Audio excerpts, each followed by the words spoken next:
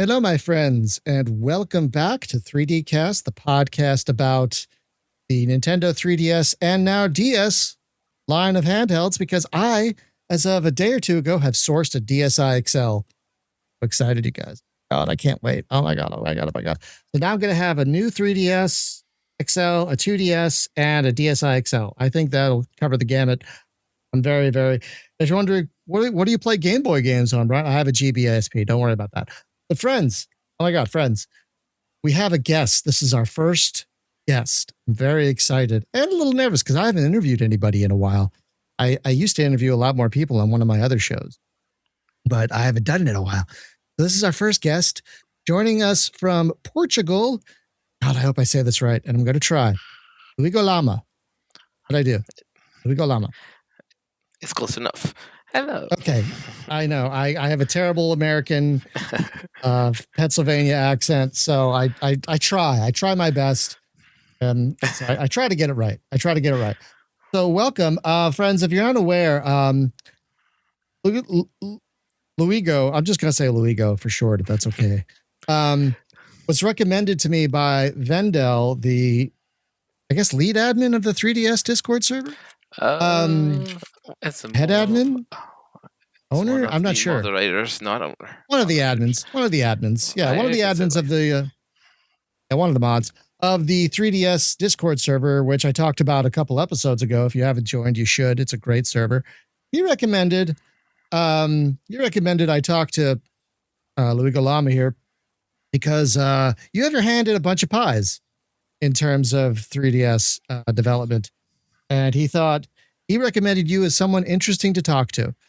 So that's all I needed because Vendel is great. His server is great. So I'm like, that's all you need. So, so let's start kind of in the beginning because I want to talk about you a little bit before we talk about the 3DS. So what would you like to know? I was going to ask. Well, I wrote down some questions. So I want to ask you what got you started in development, what got you started in programming, what got you started in reverse engineering, that kind of thing. When did all that start? In general, not just 3DS, yeah? Yeah, in general, yeah. I remember being curious about literally just doing anything, work in a computer, because at one point I started using Linux in my device and my computer. When did I start? I think I was 14 or so when I started poking at Linux. Poking it. That's like, because I tried Fedora first, and then that's the big one, right? It's one. Fedora is the big one, right? I've heard of that. So that's one of the bigger ones, right? Though, right? Yeah, it's not the one that you tip and say Milady. It's just the one that does the Linux. But nice. But yeah, like I started when I got to Debian, more specifically, because I tried Fedora for a while. I liked it. I think I poked a bit in the coding, but almost nothing. I did compilations of software because I wanted a few things and I had to figure out. And then I found it interesting, and I just started like, what if I can make my own programs? Obviously, I never really published anything. It was just my own like adverse curiosity of like exploring and trying. Of which I have, and then making a few tools because I do have things published, or else I wouldn't be here now. But we will get to that. But anyway, we will get to that. Don't worry, we'll get to that. I want to build up to that. I want to paint a picture. Put the jigsaw puzzle together. You know what I mean? So it's not just about the 3DS. It's not just about the 3DS. It's about the people that help keep this community alive. That help keep it going. I'm also interested in the people aspect as well. Yes. I find it fascinating. So you started with Linux, Debian, and then what eventually? Okay, go ahead. Sorry, go ahead. For coding, mind you.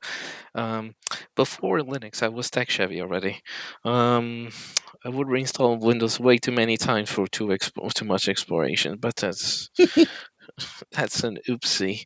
I think my record was like reinstalling Windows 7 like about 20 times in the same year. Well, like, oh my God. I'm sorry, I Oh, tried to explore a little too much. But anyway, oh my God. hey, that's how you learn. Oof. That's how you Oh, learn. that's fair, but I hate installing Windows or reinstalling it. I hate it so much. I'm I have an 8-year-old computer that's running same. I've never reinstalled Windows on this thing. It started with Windows 10. It's now Windows 11. I've never reinstalled Windows on your old computer because I hate doing it so much. I hate it so much. An 8-year-old computer. Oh boy. Yeah, You shouldn't. 2018. I 2018. didn't It's gonna even turn mention my computer yet. still An cooking. It's 8-year-old still good. computer. It's still cooking. Yeah, no, I it's a have. good machine. I don't even remember. I don't even know exactly the year my computer like released, but I have a computer that still has a 4th gen Intel. I'm talking from this machine right now.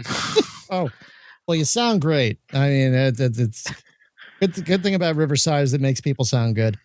So you started with Linux. Now, what exactly led you to the 3DS? Okay. I had a 3DS. I like to play on the 3DS, and then I got like curious. I don't remember exactly what I was searching at that time. It's been quite a few years now, but um, I remember that I wanted to like have my console act for homebrew, and at the time, I had the version that I couldn't do that because the systems were not as easily exploitable as they were now. I was like, well, damn. I, and then I kept like looking into it. I never got I didn't reverse engineer yet at the time. I was just curious, like how things developed. And then Tubax and Iron Axe showed up from Smealm. I think I said that properly. I also have bad with names, but of which I was like, oh, Now, let's try it. It so hang works. on.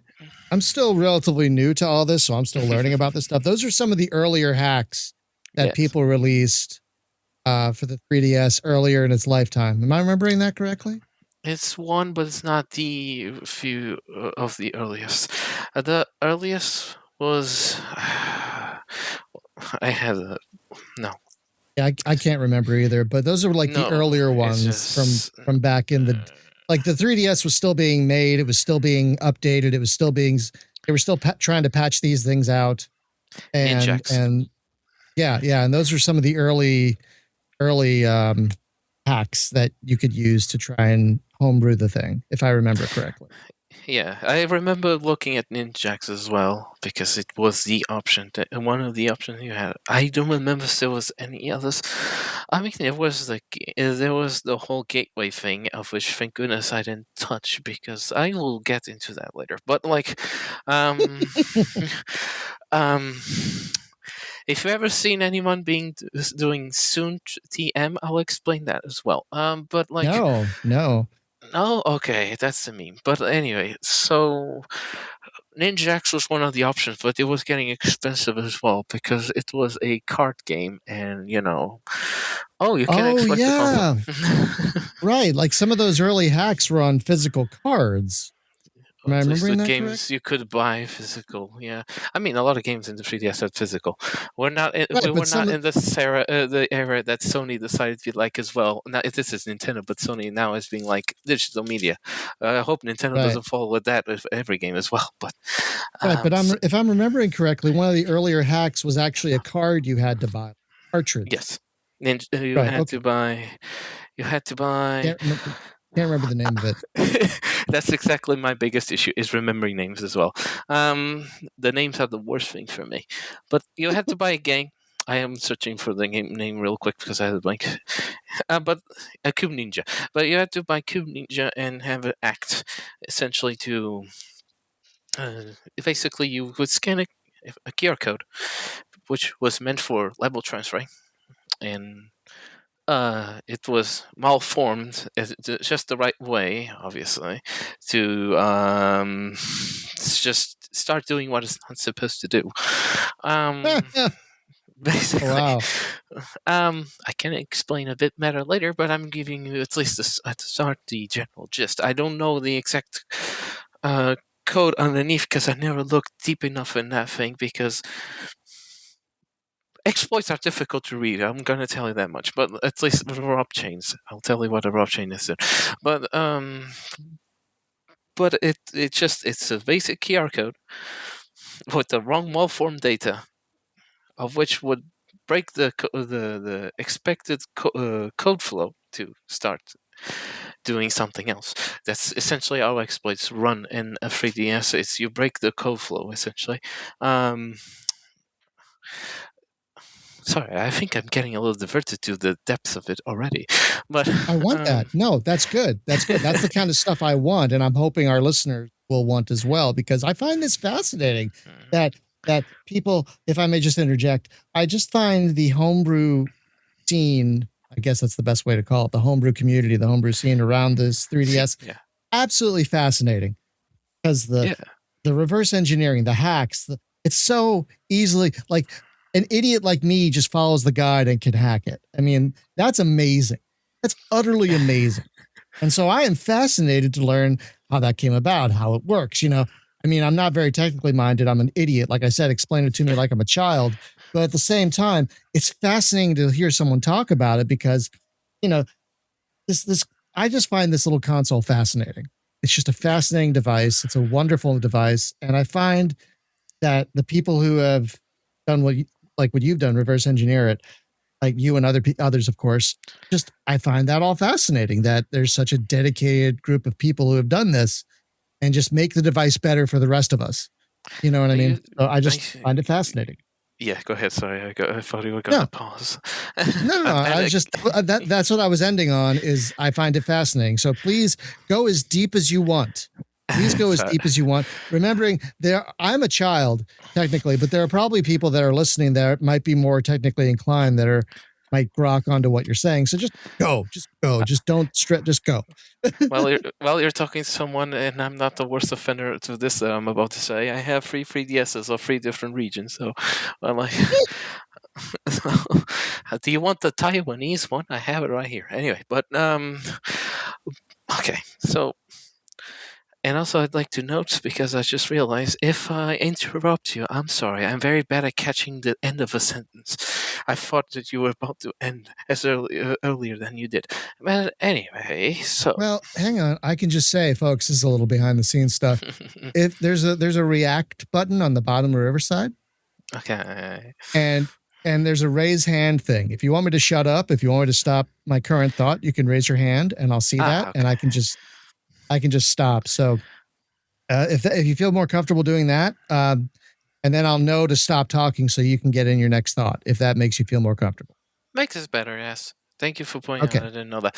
Anyway, I didn't explore the platform. Anyway, so no problem. I'm still learning about this thing, and it's amazing. Anyway. So you were saying about these early hacks that you could use, the QR code, because I remember seeing a video about the history of hacking the 3DS, and there was a specific game. I think you mentioned it. I can't remember the name of it, but you mentioned Tube it. Ninja.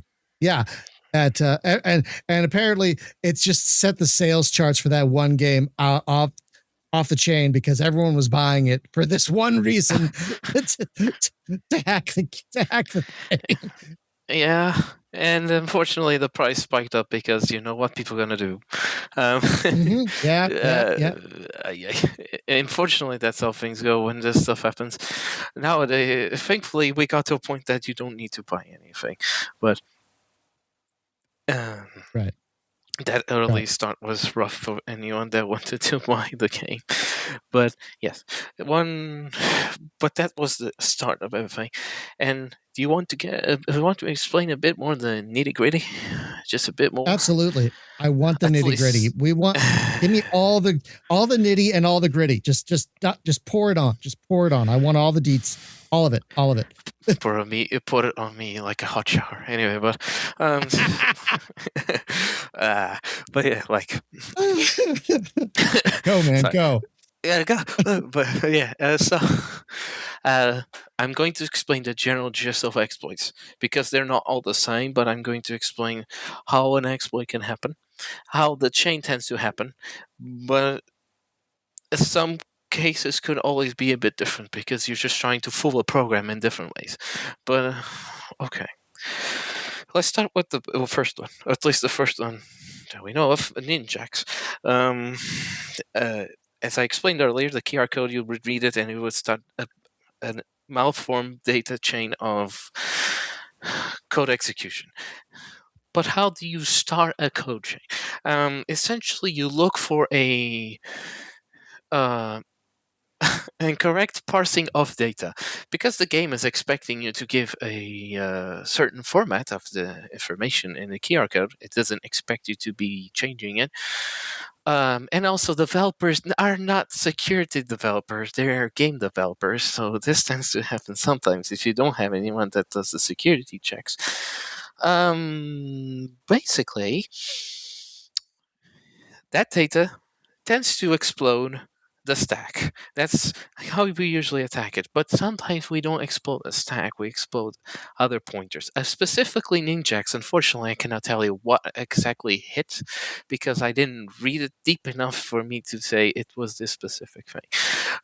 However, I can tell you a few examples that is not specifically Ninjax soon, but you break the data. The game tries to parse that data that you specifically crafted, and you inject a thing that you call a ROP chain, which is a return-oriented programming, like blob, a blob being a chunk of binary data. Once you hit the stack or a pointer of to something, because you could hit a number that's a pointer to like a reference to a function, for example, and you can start breaking from there if you know what you're doing. Obviously, it's not easy, but once you steal the first initial chain of the code, you start doing something funny, which is that ROP thing. You cannot inject code to the 3DS as is. Period. Now you can't just rob the stack pointer, rob a pointer, and point to random data you just loaded as is immediately. No, you have to use existing code on the application, and what you do, you steal the stack pointer. What is a stack? A stack is just to explain real quick. It's a set of data in the memory that the functions keep track of, essentially like variables and all of that, including the return pointer. The return pointer being in reference to, hey, I came from this function. I need to return to this function at this point when I'm about to go back. You corrupt or steal the stack pointer to take that to take away the return pointer, and you start executing a chain of returns with existing code and data that you injected along, and you proceed to do a chain to the point that you want to reach a funny way of hitting the 3DS actual code at that point. You don't load coin. You don't load code. Sorry, I don't load code. But you do load a blob of code, but you don't execute it immediately. You cannot do that. One way that we inject code to the application that's being one way, basically the way, not just a way, that we inject the code to the application that we are running on, or at least the application we start exploiting. In this case, it would be Ninjax if I was talking Ninjax. Or Cube Ninja, sorry, the Ninjax is exploit name. But essentially, we use the GPU. Oh. So the GPU has a vulnerability that allows you to do this? No, the GPU is doing its job properly. That's the thing. Is it's doing its job properly with the wrong instructions. It's the GPU being the Pico 200. We do a thing.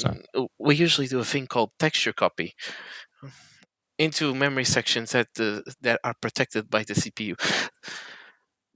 the GPU has absolutely no idea that the memory section is protected by the CPU. Nothing. It knows nothing. It only knows that you gave it address A to copy to address B. Oh. So you just point to the physical address that you want to inject to in the linear memory. I'll explain what it is, but to replace the code, because you just casually ask the GPU to copy from your loaded data, which it has the what's it called? I forgot the name of it, but it has basically the code blob that will be replacing part of the game's code blob, basically part of the game's code in memory, because you cannot write to it at all. If you try to write to memory, you just get an exception. The CPU just says, "Stop right there! What the hell are you doing?" But it literally is just your game will just crash. You get that crash pop up saying, "Oops, your software crashed." But that terrible black and white screen with the appreciate for a but that's for a log and then shut down. That's for an ACT 3DS, but for a regular 3DS, for a regular state 3DS, you just get the pop-up on the home screen saying that the program goes unexpectedly. I forgot the exact message, but yes. But yes, essentially, you use a function that the GPU is capable to do. The GPU can access the RAM, and the code is running in the RAM as well, but it doesn't have access to the whole RAM. It only has access to an extent of data in RAM, because the home menu needs to also draw on the screen. So, and not just the home menu, like applets need to draw on the screen. The internet, like the internet browser, the friends listing has an applet. The Me selector has an applet. And the problem with the 3DS is that it laid out memory this way. And I'm going to speak specifically old 3DS for a second, which is 64 megabytes is for your regular applications, basically which game is open at that time, or an app in general, if it's not a game, like YouTube. 64 minus 20. 44 megabytes for another part of system memory, and then 20 megabytes reserved for very critical modules that need to always have that amount of memory available to them. That memory section never changes size. Unfortunately, because the home menu needs to draw, the GPU has a very specific register that protects it from going beyond like the whole RAM. You can just programmably say that you can only access so far into RAM. But since the layout of the system is first application, then system, then a thing called base memory, which is that critical section I spoke about, for the home menu to draw, the GPU has to access the whole entire application memory, because it only knows the end address. It doesn't know the start address. So, this side effect, you could just replace the whole program, application data, technically speaking. And ta-da! You just need to know where the code is going to be loaded at, and replace it. Not usually at the start. You replace it just a few, like one memory page ahead, with your new code that would start that chain that you've probably seen in videos, or yourself if you've done that method, where you should see that sudden like black screen flashing colors, and then suddenly home menu. Oh, home launcher, sorry. Homebrew launcher. Oh, God, I'm tired. Homebrew launcher. I'm gonna have a few derps in my speech. I'm sorry, but it's okay. It's late for you. It's 9:30 at night, 9:50 at night. So yeah, it's late for you. I appreciate you coming on. For me, that's late. I'd be asleep by then. So I appreciate you coming on. And I went to bed at 4:30 yesterday. Oh God. Oh, I'm sorry. Oh, well, I appreciate you still coming on, man. I'd be a wreck. You're doing great. So keep on going. I slept a chunk of the early afternoon, at least. Okay, that's something. That's good.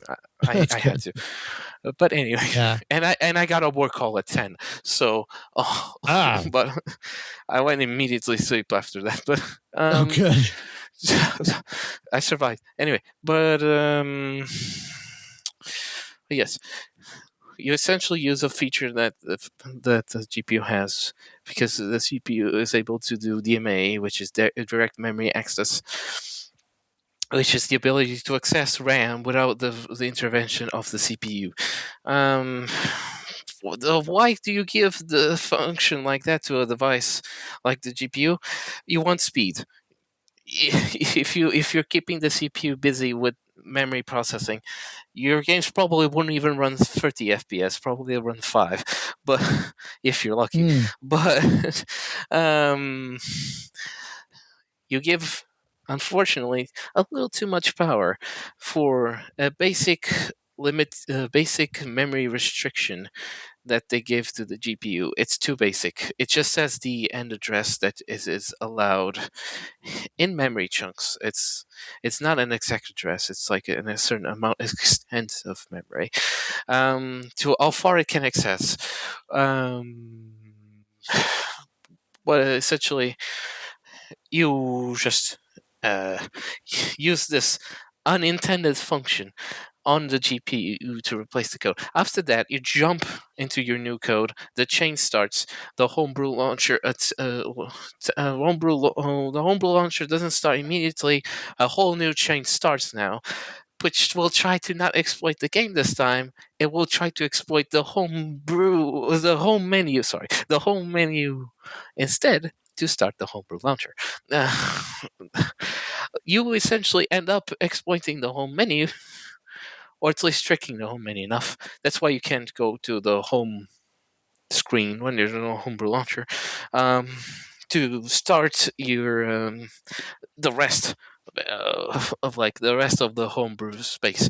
This is the earliest sections of the homebrew nowadays, because nowadays you don't really need to do the whole exploit chain except in certain scenarios, because now there's other ways to exploit the system. And I really want to speak about MSET9, but we'll get there. But Good. I've read about that, but I haven't had to do it myself. I know a bit more about it because I was talking to Zugi at the time and helping as well with theories and attempts, and like I was theorizing with him. It was him that was doing the exploit, but he was talking to me. I used to talk to Zugi. Zugi has been not talking at all lately for a while, but I don't know specifically the reasons. I just know not. He showed up before, but then left. So he's alive, at least I hope. At least since I last talked. But like, um, yeah, like, we'll get to that thing. But once you get that whole chain, ta-da, you get the ability to start new applications. Unsigned applications, but you're restricted. You're restricted as far as um, the home menu can give you as well in terms of permissions, because there's services. I'll explain that soon. And as far as you can get permissions from different applications, because you can actually choose in the basic, not in the basic, in the .x version of the homebrew launcher to start a different application, and then do what's called a takeover, and you can use its permissions.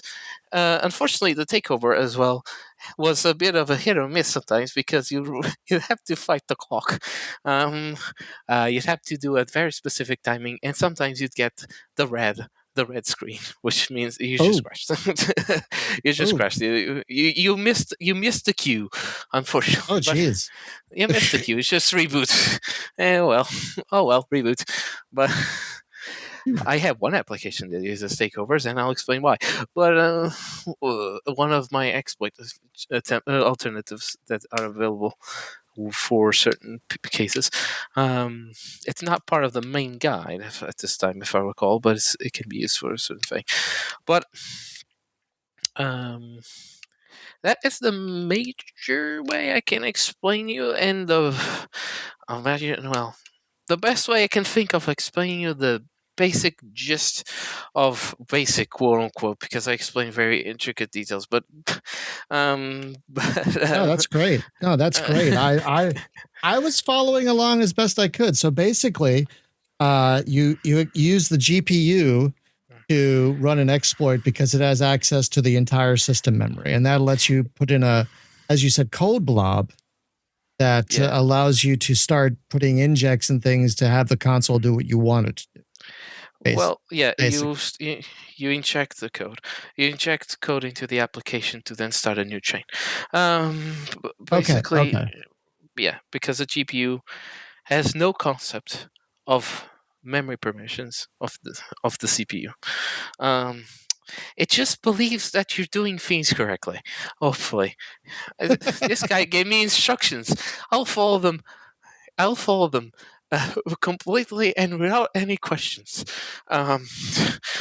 Unfortunately, that's some people IRL that shouldn't be as well. But I mean, oh, go ahead. Sorry. Go ahead. Sorry.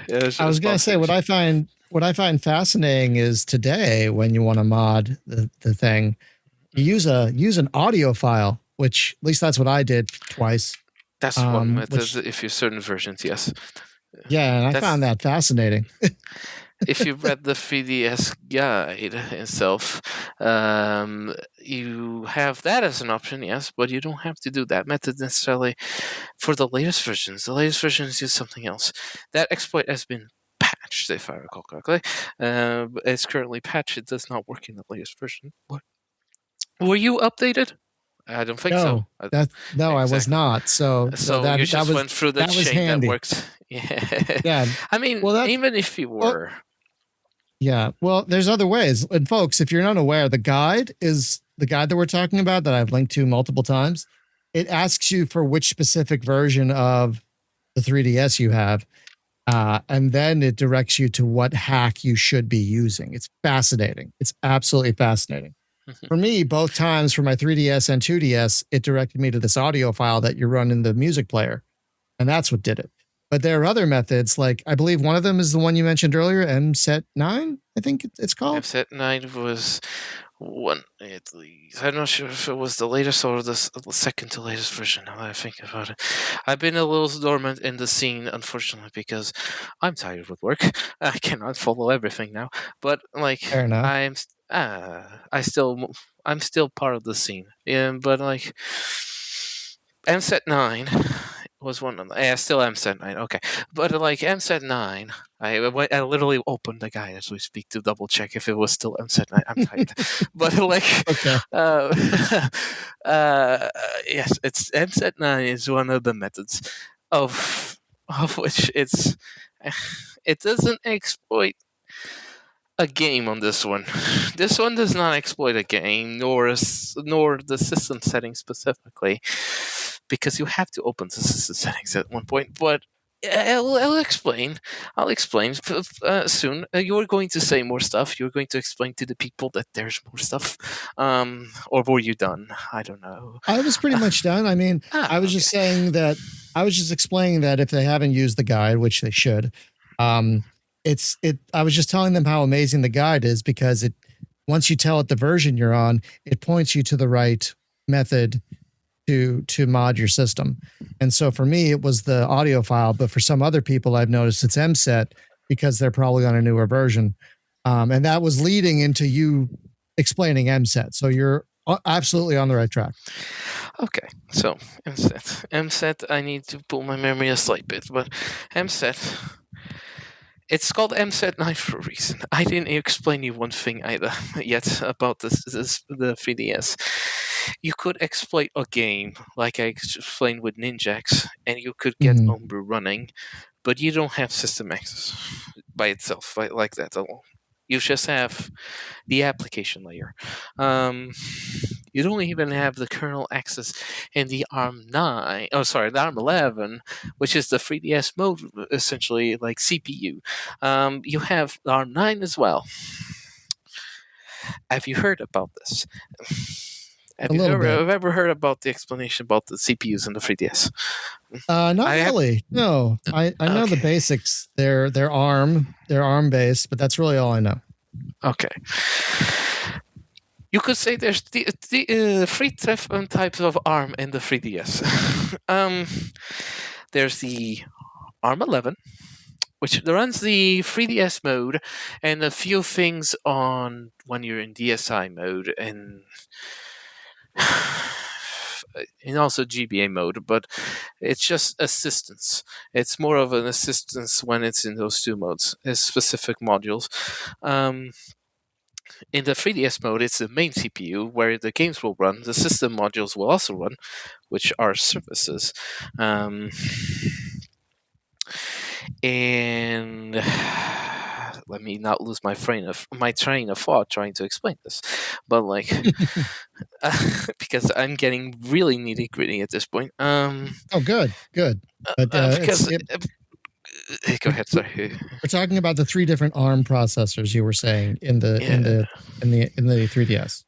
Yes, one you can basically forget about because it's not used for exploitation. It's the ARM 7. I'll tell you what it's for though. Let me get to the main two, which is ARM 11 and ARM 9. And the ARM 11 runs, well, what we call the kernel 11 and the applications on the 3DS mode. Kernel 11 has some responsibilities, but it does not have all the responsibilities of the system. The main security processor is the ARM 9, which you're not running code, as is, especially from just exploiting an application without doing more things ahead.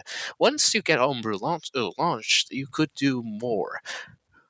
With an asterisk, I'll explain why, because things change over the times. And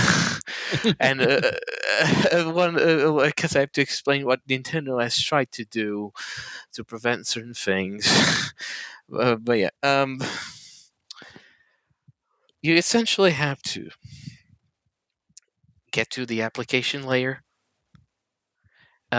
exploit probably if you need to, because unless you find something directly, to the ARM 9, but the kernel 11, because it's a lot easier to exploit probably the ARM 9 if you have the kernel 11 already in hand. But sometimes you just get lucky and you get something directly in the ARM 9. MSET9 is directly one of them. You just you literally just give malform file names.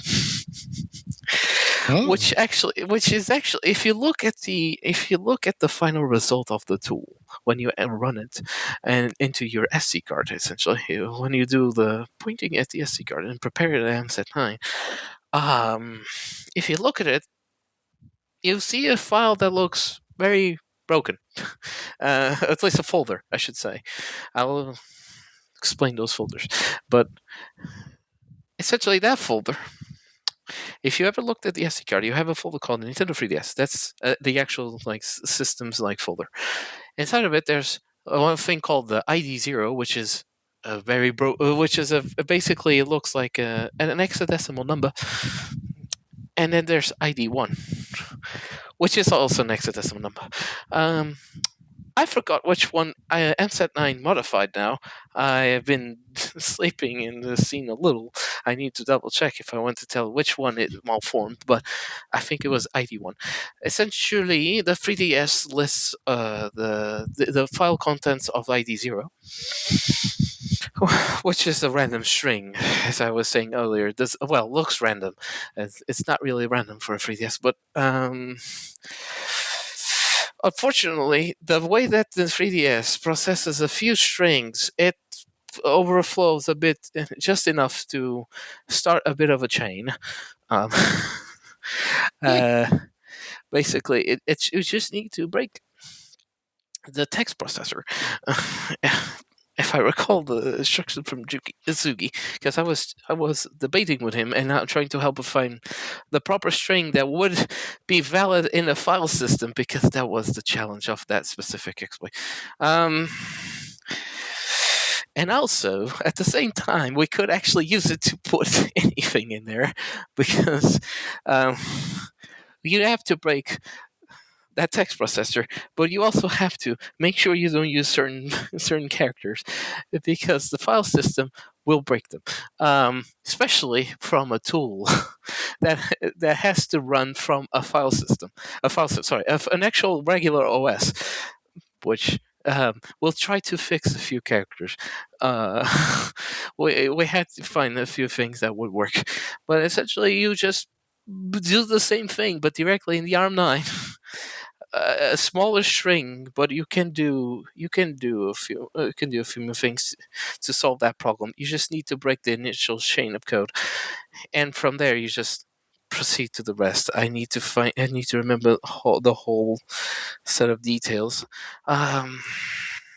Because I forgot. Again, as I mentioned before, I've been a bit out of the scene. It's been a while. No stress. No stress. I am learning so much, and I hope that our listeners are as well. To me, this is fascinating. I never knew why God Mode 9 was called that. I thought it was just version 9. No, I get that now. So I'm learning a lot, and I love it. I wanna, because again, this system fascinates me, and I'm it's not the most powerful handheld, but it does so much, and just modding it lets it do so much more. So it just fascinates me. So please just dive in. That's what I'm saying. Just keep going, man. I love it. I mean, the first variant of this exploit was released in 2023. In like the 7th of August, so it's almost making 3 years. But oh wow, that's funny. At least a release, so, as a first release, that is. The first release of Enumerate the Lenny's edition. Yeah, that was the exploit name. But yeah, okay. Basically, that was the exploit name. But basically, if you look at the initial release, there's a few hints. There's probably a few hints that something looks weird, like. Why do I see a meat stick emoji in the middle of the string? Anyway, but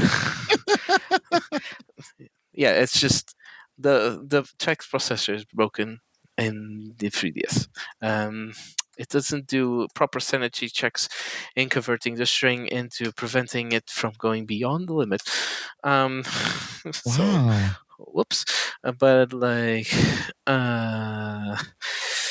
it did conversions. I forgot if it was to UTF-8 or to UTF-16. I just know it broke. I forgot the details. But I didn't do homework before I came to this call. It's fine. You're doing great. I'm learning so much. You're doing great. Just like school. I do homework, but I didn't study enough because I just was too bored. I did my work though. I did my stuff. Anyway, but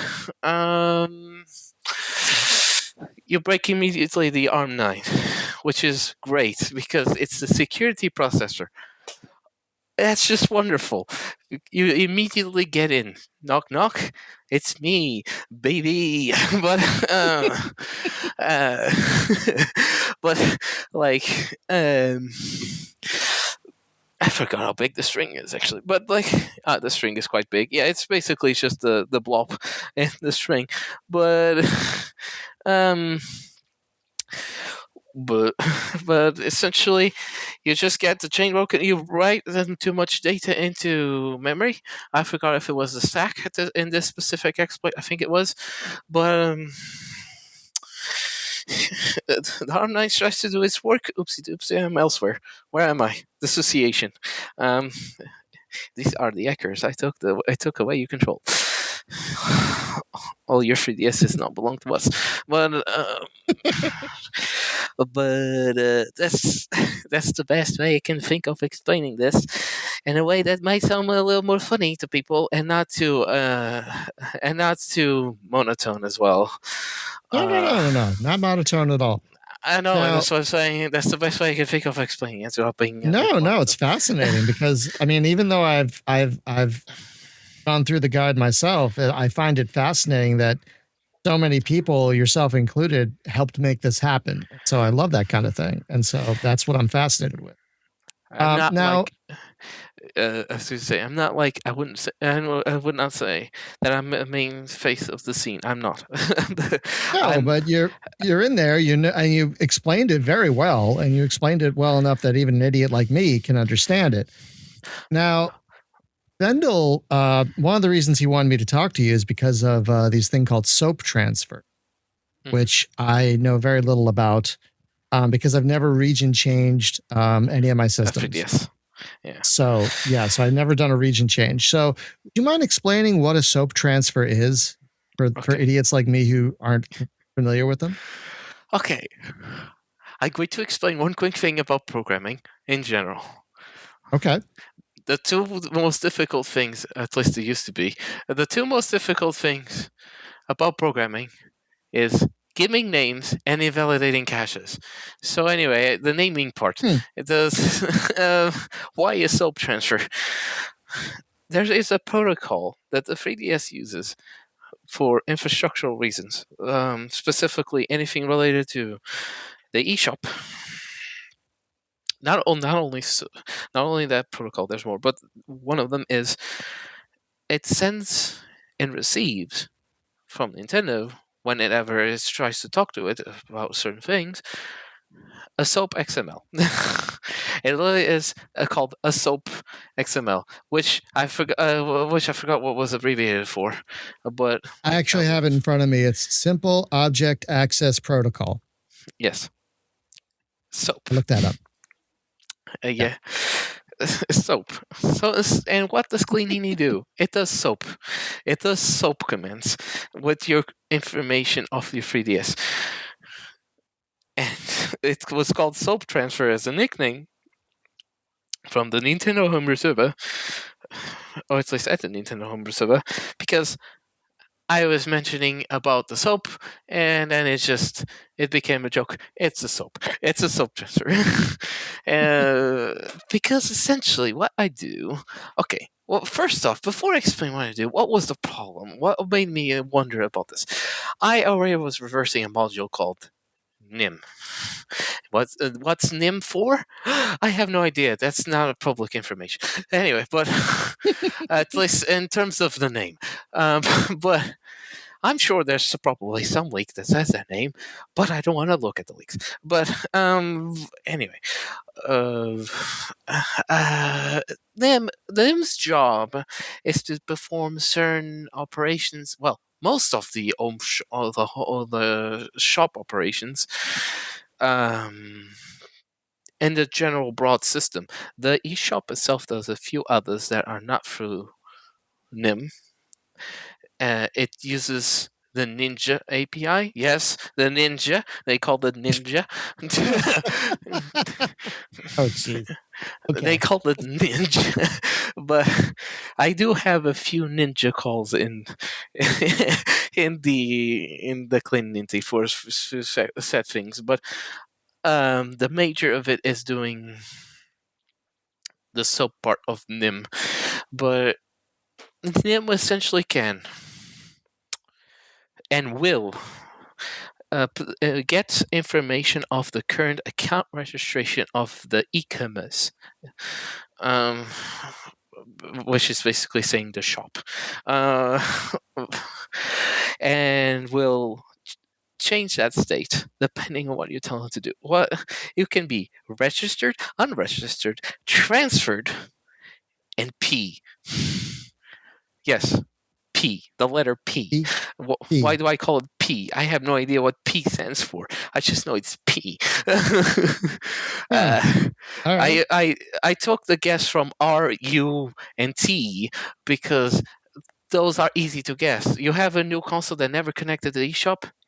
U status. You deleted the eShop account on the eShop if you didn't have an NNID account associated. U state again. Okay, unregistered. Easy. You opened the eShop for the first time and it got the new account status.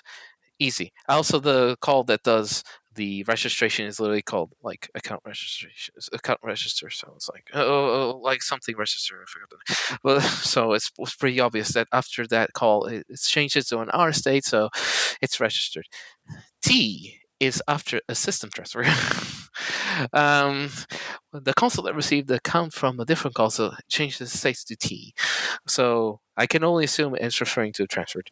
So this was probably T. The distinguishing of T and R was probably for Nintendo support more than anything, I imagine, because it changes nothing. It behaves exactly the same as R. So, and then there's P, which will be funny to speak about here because if anyone got eShop ban ever from like the street broken dates of the times of Pokemon Sun and Moon, congratulations, you're stuck on the P state loop. Because for what I saw out of a ban console, Nintendo does not have banning code ready at all because they just break your 3DS essentially by doing a different thing. They put it stuck on a loop. Wait. They don't have a way to. The way they ban someone from the shop is breaking the shop for that person. Essentially, yes. Sorry, that's so funny. Because when you get the P state, the 3DS it does one very specific call chain. I thought it was called account transfer. No, wait, no, I was talking about register. Okay, sorry, but like, but yeah, like when you get to a P state, the console knows that, oh, I'm not registered. However, I received an indication that I'm supposed to receive an account, and I'm going to do the identification chain calls. It's like a set of calls with SOAP to receive the account that I'm supposed to receive. It does that process, and then you get slapped with the SOAP error of 924. I think it was 924, if I'm not mistaken, out of my memory. 924. But essentially, once you get 924, if I'm not mistaken, I think I'm not mistaken. But I mean, it's easy to double check. You just go to Google or DuckDuckGo and 005-5926. 926. And if anyone's complaining, I know it was that number. Was it 926? But anyway, but I'm double checking while talking. Essentially, that code it's an error for. I don't think it was that number. Numbers are so difficult to remember. Anyway, but sure. It's fine. It's fine. Don't stress. I'm following along, and hopefully our listeners are too. I think it was. If anyone is out there in the audience yelling right now, it's this 964. Calm down. 964. Okay. 964. That was it. Sorry. Okay. It was close enough, but nothing to apologize for. I would never know. But if someone's out there yelling 964, calm down. Okay, this is very technical stuff. Numbers are hard to remember, like you said. So calm down. Anyway, continue, please. 964, which is literally described because when you have Cleaninty, I can actually get the text a little easier. You don't see this text on the 3DS. IAS, transfer to same device, not allowed. Oh. So it's literally trying to do an account transfer from itself to itself. Oh, and because it can't, it's basically broken. Gets stuck. Yes. That's diabolical, honestly. I kind of hate it and love it at the same time because it's like it sounds like lazy programmer bullcrap, but at the same time, it sounds so effective that why change it? You know. I can tell you one thing. They didn't really know how to change, either not change it or they didn't bother. They just found the first thing that would work quicker. Yeah, because I do know about this. I heard it, and like the company that backboned the development of this API was brought on, which then was bought by Acer. And I'm talking from an Acer laptop, but that doesn't make no sense. But essentially, Acer bought that section of Broadon, or brought whatever the hell was from Broadon, that basically apparently would affect Nintendo. I don't know to what point. That's not public information, but that's not public information. You probably have to dig the leaks long enough. But the act of finding out that there is a company is not difficult because the strings on the 3DS, you see brought on slapped in there. So you just have to do a little searching and you find out that Brodon is a company that got bought by Acer. But like, I assume that probably the relations between Nintendo and Brodon after Acer probably were a little more complicated. I imagine. I cannot confirm nor deny because I have no clue.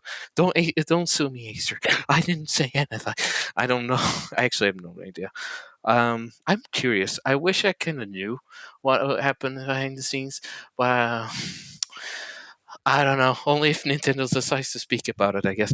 But I doubt that. They never 100%. Yeah, they probably never will. Yeah, we'll never know. Only if a developer that breaks NDA or leaves NDA, the NDA breaks, probably would speak.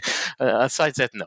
But yeah, essentially, Brodon probably was not there to help as well, or probably not fast enough because broken street dates probably was the decision that made Nintendo quickly find a way to break like a way of like people not actually getting online to the shop. Wow. Because you could be banned, by the way. You could be banned on your console for like cheating if you did cheats. But you can still open the eShop, by the way. You can still buy games if you want. You can't play online, but screw you. But you can definitely buy games if you want. Well, we can take your money. Yeah, we can take your money, even though you can't play games online. That's the money. Wow. Nintendo is so weird. Nintendo is so weird. I love them, but they're so weird. Oh God! If I were to talk about, how NIM, how broken NIM is, how badly programmed in some regards NIM is, I would be here for a few hours. But I do want to. I do kind of skews to the question I did. Another question I did, because it sounds like stuff like that is a real console specific challenge, a unique challenge to modding this particular device. It sounds like there's like 18 clocks going at the same time, and you have to work with clock number 2, 4, and 8 to get the thing to mod. That's what it sounds like to me, is that like this thing has so many things. This thing is a gobbledygook of processors and programming. And it sounds like because of that, to me, and tell me if I'm wrong, it sounds to me like because of this gobbledygook, it has taken so much work reverse engineering it to do these things like soap transfers because of all these different things. Because of it sounds like a mess in there. Honestly, it sounds like a mess. A mess is being nice. Anyway. Oh God. Okay. All right. A mess is being simplified. Oh wow. Okay. No, some things are okay. Some things are okay. Some things are okay, right. But not most of the things. But talking to you, and the more I'm learning about, like, because I lurk on the homebrew server and I watch people help solve people's problems with 3DSs, and some of the solutions they come up with, I'm like, what is going on in this little machine? It's like I had to build custom solutions for a few people before. Yeah. Oh my gosh. Yeah. But soap transfers sound particularly complicated because you're talking to Nintendo servers, and because of that, you have to find a way to not get banned, but also be able to transfer your stuff over to a different region so you could use the eShop, so you could use the Pokemon Bank and things like that. If I'm right, if what you're telling me, if I'm understanding correctly. Okay, the challenge of transferring. Why would you need a tool in the first place? Mm-hmm. Or at least, why would anyone try to build a tool in the first place? I remember that why people bought out of region consoles was because it was cheaper, because they were being scalped in the US, a bit in the Europes, but Japan is still okay. Yes, it's happening now. It's exactly the same thing. Mid 2026. So many people are buying Japanese that's consoles. Keep going. Oh yeah, as supplies dwindle, absolutely, it's going to keep going because there aren't any more of these things being made, folks. If you want a 3DS, now is the time because it's not going to get any better. Anyway, and I want to buy the Chinese one. I saw a listing in in Baohao, but whatever you say that name, the application is purely in Chinese. It's it's not easy to ship. Not easy to ship because it has a battery and it doesn't let you buy immediately. I have to talk to the seller, and then the seller I have to speak in Chinese, and it's like. But anyway. Also, I need to have money on the ready. But essentially, the people would buy the console. They would reach and change it, and they couldn't buy they couldn't open the shop. But why couldn't they open the shop? There was two reasons. One was very simple to solve if you were lucky, which was like, okay, return back to the Japanese region. Open the shop without any Nintendo ID account in your system, like in the settings, nothing. Like you just delete the data and first open the eShop. It will probably error once, and then it'll open normally. There's a chance of doing that. Then you delete the eShop, immediately region change, and open it. The eShop. If you're lucky, that was enough. If you're not lucky, you'd have to buy a second Japanese console to transfer to another one. For God's sakes. But why? But why in the hell would you need? Why in the hell would you need to buy and transfer to a second console? Okay, and now we get to the nitty gritty. Yay, nitty gritty! Yay! So there's a thing in the 3DS called pre-installs, of which survives the eShop deletions. Your console, and basically every console, came with at least one title pre-installed, which there's multiple, but one of the earlier ones was the 3D video demo.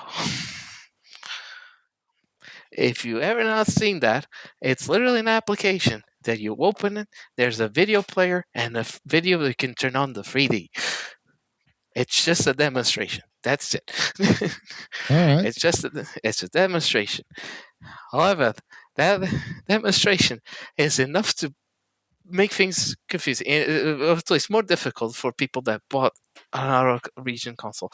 Anyone that was able to just open the eShop after just deleting it back in the original region, you're lucky. That means your console was already transferred from one to another in its entire lifespan. If your console does not want to open after the eShop deletion, it was never transferred. Essentially, no matter how many times you delete the eShop and you go back in the Japanese eShop or whatever region eShop, because it's not just Japanese, whatever original eShop region, you'd get back those titles. You'd get back the pre-installs. Basically, the pre-installs would return to you. Because they were meant to stay with your console unless they were transferred. Because it's like, oh, it came with your console. Like you had the bundle of you had game console bundles that probably came. I don't remember which ones. I don't remember. Some came with like Mario Kart, and I think Mario Maker. I think. Yeah. So there were a few. Yeah, there were a few. Yeah. If it was not a physical copy, it would come digitally, and it would be stuck to your console. That's why there was the. If you've never heard of, at the time there was a thing was called the Universal Ticket. The Universal Ticket was a ticket that was signed for every console. Basically, it would work in any console, because it was signed with the account ID of 00000000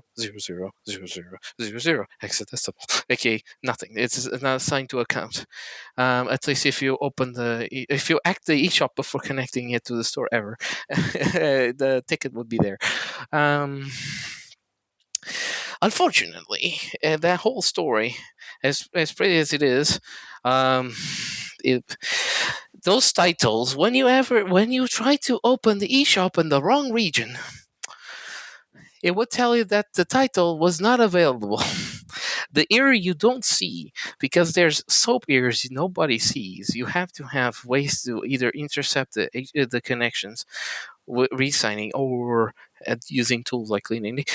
You don't see the errors the descriptive errors, unless you have the tools telling them to you. And the error was literally that title ID basically was just not available in that region, or at least it didn't exist. Or I don't remember the exact text now, but basically it just didn't exist for the shop in question. It didn't exist.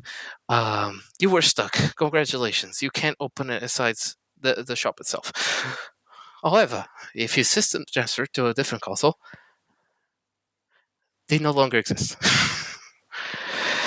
They would be given to the other console, and no matter what happens on that console, deleting the eShop, transferring to a different console, whatever the hell you want to do with it, it would never return to the original console. The pre-installs would be gone out of that console, and your life would be easier. You just have to delete the eShop, account on the eShop, go to the new region, and ta-da. Cleaninty was just a tool to make things easier. Basically, Cleaninty will do the system transfer process, but it will also do the eShop delete process if you want it. I don't know if you saw the list of commands that was available for Cleaninty. Did you see that list? I see. I'm looking at the GitHub page. Is that what I'm looking for? I don't have the commands described. You probably seen the Axe wiki, right? No, I have not. But I am very Oh, I have. Oh, that I've seen. I have that right in front of me, and that I tried reading this, and my brain melted. But if you go to features, because they explain it for me, someone wrote this for me. Thank you. Anyway, I don't want to write this. I'm lazy with text, but but basically, you have a few commands. Some of them is just preparation, but you have system transfer, which will not transfer the Nintendo Nintendo Network ID account. It will just transfer the eShop itself. Because there was two account systems, which was the eShop account, the e-commerce account, the soap account, whatever you want to call it, and it was the Nintendo ID account. They would link. They virtually link to each other, but they're different accounts. You just need to get rid of the eShop account that's stuck with the pre-installs. You don't need to remove the Nintendo ID. At least if you intended to return to the original region with that Nintendo ID account. But essentially, you transfer to a donor. You probably heard this talk. Maybe if you searched how things were happening, and donors were literally usually dead consoles at the time. With Nintendo, Nintendo Homebrew, when Nintendo Homebrew was helping, and I was basically developing that program. It's just consoles that are either dead or they are irrelevant, like nobody's using them. So we could just change the region at any time and transfer stuff to it. Unfortunately, we have to wait 7 days per donor per transfer. But because you can only transfer one time every 7 days in the 3DS. Probably those donors, if Nintendo looked at the logs of the transfers of those consoles, they probably like, well, there's so many transfers. if there's log of the transfers, it's gotta be a lot of them. But oh my. I mean, they've been used multiple times. So, but yeah, I've used them for research. I've used them for transfer, and we do the favor to the people of you don't have to buy the console. We have a set of consoles we can use to just in the command line. We don't have to have physically the consoles together.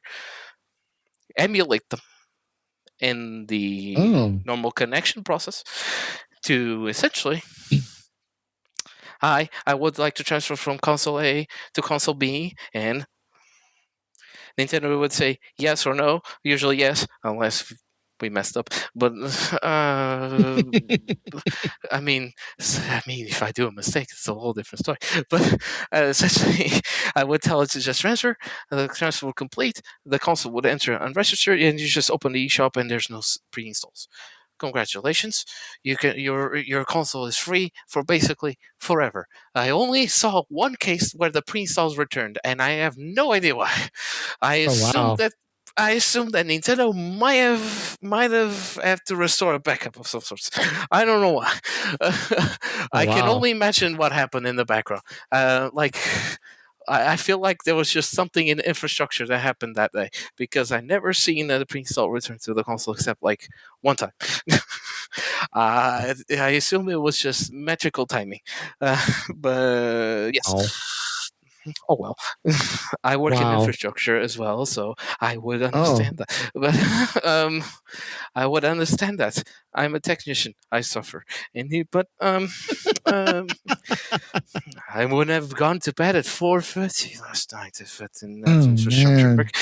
But, So that's your wait. So that's your main. That's your full time job. Is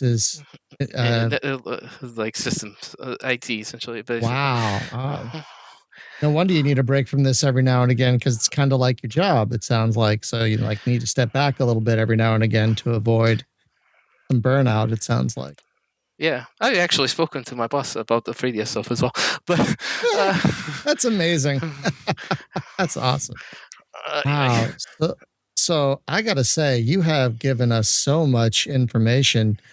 I'm at the We're point over that an I hour stand at up. this. We're over an hour at this point. We should probably start wrapping up. Yeah, time flies. I got to the point that I was about to say. I stand up. I'm walking around. I'm literally pacing right now. I'm just literally Oh explaining wow. things. Okay. You cannot see me. Did you have more you wanted to get out, or is this a good stopping point? Okay, I'm going to say a few things. Oh, go for I it. didn't explain you the ARM7 and the two CPU scenarios. By the way, I was just going to tell you Oh, something real okay. quick. Okay, go ahead. And I want to tell you about the attempts of protecting against exploits in the 3DS, because I didn't explain that as well. So I'm going to try to be quick. The Okay. ARM7 only exists for two reasons: DSi mode, GBA mode. That's it. Essentially, you can, if you didn't know, you can play GBA in your 3DS. But did you know? Right. Yes. Yeah, I play GBA games all the time on it. And there's the open source, if you've seen it, the open source launcher for the GBA ROMs. There's some limitations because the system doesn't support everything itself, the hardware itself. But like, that's it. I didn't mention it.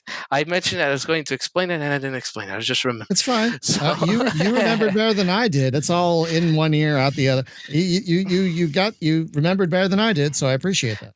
Yes, like, basically, that's it. But now protections. What does Nintendo try to do in the console, aside the obvious code patching? There's the obvious code patches to fix the exploit entry point itself, but they have done other things to attempt to in the events of a successful exploitation. One of the things that they did was, at the time there was an exploit. At the time, like around version 9 point something or 10 point something, I forgot which version, there was the firm launch. Like the firm launch essentially would ask, I think if I recall correctly, you get enough permissions and essentially trick the system into launching a custom firmware. You'd break the chain, but their attempt to prevent this was, firm launches are meant to start DS mode / DSi mode, and to start GBA mode, to start different like firmwares, and I think to start safe mode as well if you do the combo. But like, I don't think it started directly. Well, yeah, you had to start the safe mode as well. Basically, they made a variable that if any application started after the system has booted, not counting the home menu, the home menu, like you open the game, you open the store, you open anything, you open the browser as well, I think. It's like anything. You firm launchers have been prohibited, basically. Okay. It would prevent this. This was one of the protection. Another thing they did, remember me telling about how you just, when you know where things are, you could just basically use the GPU to write data. Yeah. They randomized the addresses. So they did dang. they did PASLR, which is it's just ASLR with physical addressing. I need to remember the abbreviation, but anyway, your console, when you open a game, the addresses that you see in the CPU are not the same they're going to be for the GPU. But you can know where things are when things are relatively consistent, because you just know it's going to load in the same place at the same time every time you open it. So at the game. So you just need to know where things are, and you just tell the GPU to do the thing. They changed it by randomizing. The physical address space, while the virtual address space stayed the same. But basically, it's address space layout randomization. I had to search up because I forgot the abbreviation. But this would break the exploit most of the time. We worked around it. We still worked around it anyway. I was not part of that. Sorry, it was behind. It was before I was actually getting into the nitty gritty at the time. But one way that the people worked around it, I forgot who worked around it. If it was me or Moriel's or other, or I don't know if Derek was on the scene. Names. Forget about it. I forget them. But like, you do two copy operations. You'd copy from where the code will be, because it would stay still around the same section. It just would be randomized in the pages. It was just do a little shuffling first, and then we actually start playing the game. But you'd copy out of the code into accessible memory, like linear memory, which is consistent. It does not randomize whatsoever, and you just look for the memory pages you were looking for. Okay, visible address space is in this location. Virtual address space, this is virtual address space is in this address. So, etc. You'd find what you want to, and then you'd get to the point. Okay, my code is here. I exploit my code here. Okay, but basically that's how we worked around that one. There was other exploits methods and other fixes. There was things that I cannot remember right now, and they're very specific. They're very like memory specific, and I would not get it. It would take way too long to quickly reinterpret what it was, because I forgot. And oh, good. Sorry. And two, to explain it as well would take way too long. That's maybe we'll have you back. Maybe we'll have you back to explain all that stuff, because the gist of it basically is where Nintendo would try several different methods to stop what y'all were doing, and y'all were smart enough to eventually figure out how to work around it or break it or what have you. Break it again, yeah. Yeah, break it again. Which is how we're here today. Yes. Because and they stopped eventually because they don't make them anymore. Man, they did stop at one point, and then they patched something, and we had to have MSET 9 again. It happened. I think due to legal reasons, someone told me this. I'm not sure about this, but due to legal reasons, to have the rights to do the MCA, you have to do any attempts to do protection. So I wouldn't be surprised if Nintendo at some point actually sent an attempt to patch something, just to keep whatever they want, whatever legal rights to the MCA if they need to. Keeping the rights to something. Yeah, keeping the rights to something, because if they don't do any attempts to protect things, they lose. I think they lose the rights to do things. It's just like to protect the system against certain things. They might not care about the 3DS as much now, but it's still their stuff. And if you know Nintendo, it, if you have a game from your SNES times and you want to play it on your PC emulation, no. Yeah, no, they're very aggressive in that regard. Yeah, they are. That's all we'll say because I don't want to be shut down. I don't know if they're listening. I hope they're not.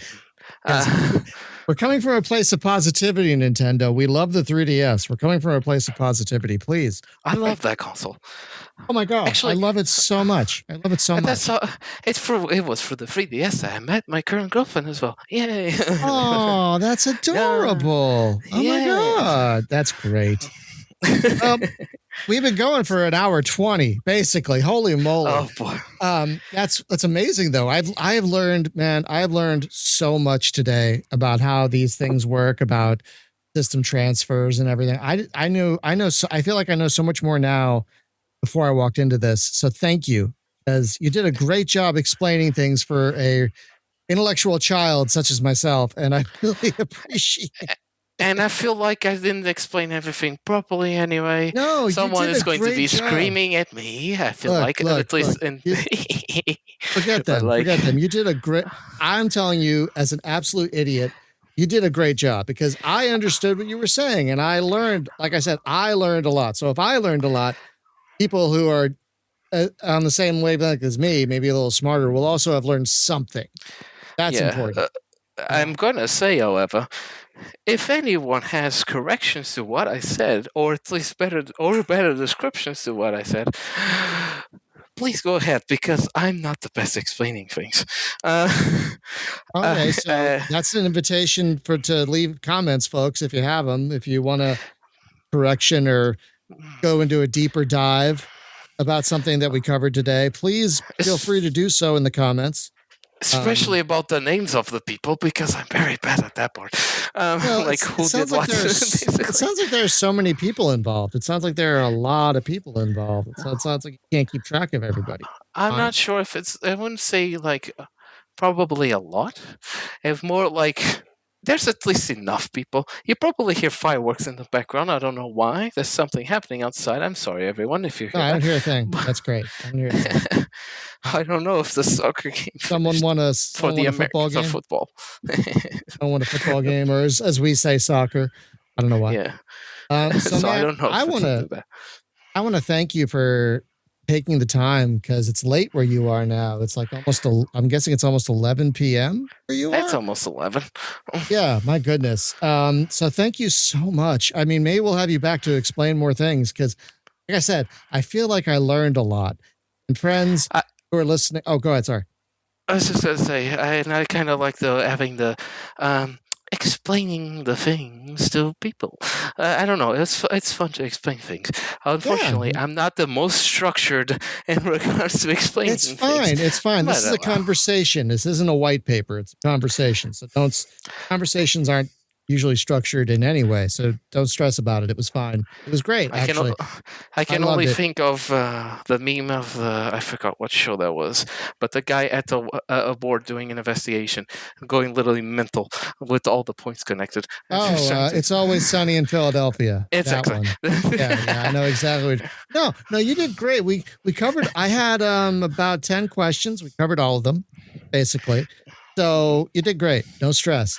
So, friends, I hope you enjoyed this first interview for 3DS Cast. It's not my first interview. I've done more before, but I haven't done one in a while. So again, I apologize if I was rusty, but I think we had a great time. I learned a lot, friends. I hope you learned a lot too. Thank you so much for listening, and have a great and joyful day, and if you enjoy your 3DS, and if you don't have one, get one. Have a great day, everyone, and we'll see you next time. But try to avoid the scalpers. But try to avoid the scalper prices. I'm gonna try and do a buying guide at some point. I've been learning a lot about good ways to find a proper 3DS. So I do want to do a buying guide at some point. Yeah, avoid the scalpers. It's not that hard if you know where to look. So have a great day, everyone. Have some joyful gaming, and we'll see you next time. Bye-bye. Bye-bye, people.